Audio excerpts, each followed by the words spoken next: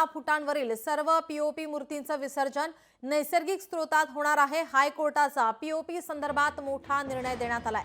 6 फुटांपर्यंतच्या सर्व मूर्ती कृत्रिम तलावात विसर्जन होतील। हायकोर्टाचे गणेश मूर्ती विसर्जन संदर्भात स्पष्ट आदेश देण्यात आलेत। आपल्या प्रतिनिधी भाग्यश्री आचार्य आपल्यासोबत जोडलेले आहेत। भाग्यश्री, आपण पाहतोय पीओपी संदर्भातला हा मोठा निर्णय आता समोर येतोय। 6 फुटांवरील सर्व पीओपी मूर्तींचं विसर्जन नैसर्गिक स्रोतात होणार आहे। काय अधिकची माहिती? नक्कीच आपण जर बघितलं तर न्यायमूर्ती आलोक आराधे आणि संदीप मारणे यांनी हा निर्णय दिलेला आहे। 1 इंच जे आहे 1 फूट जे आहे ते त्यांनी वाढवलेलं आहे, कारण काल त्यांनी राज्य सरकारला तसं प्रश्न देखील विचारणा केली होती की आपण जास्तीत जास्त कृत्रिम तलाव किती फुटापर्यंत वाढवतो। त्यानुसार आज राज्य सरकारने उत्तर दिलं की 1 फुटापर्यंत आम्ही आणखीन वाढवू शकतो। त्यानुसार त्यांनी ही जी उंची आहे ती 5 फुटावरनं 6 फूट केलेली आहे। आपल्या समोर ते वकील देखील आहेत ज्यांनी ही केस लढली आहे। प्रसन्न कुटी सर आहेत, आपण त्यांना देखील विचारूया की नेमकं सर काय झालेलं आहे, काय पद्धतीने निर्णय दिलेला आहे। काल मॅटर निघालं होतं। काल कोर्टाने विचारणा केली होती की या ज्या मूर्त्यांचं विसर्जन होतं आर्टिफिशियल म्हणजे कृत्रिम तलावांमध्ये, तर त्यांची उंची आपण 7-8 फुटांपर्यंत वाढवू शकतो का।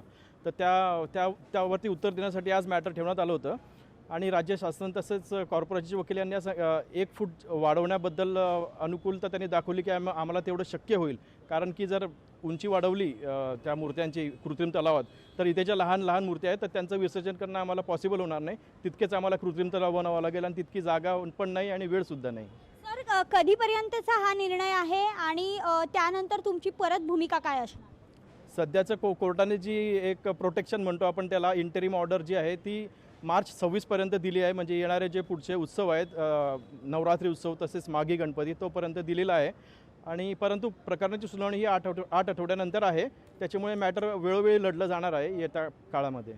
सर, हे फक्त पीओपी मूर्तींसाठी आहे? 5 फुटाचं जे 6 फुटाचं जे सांगितलेलं आहे नियम, तो केवळ पीओपीसाठी आहे की शाडूसाठी पण आहे? नेमकं काय मेन्शन केलेलं आहे, काय रूल प्रतिज्ञापत्रात सरकारच्या बाजूने सादर केले?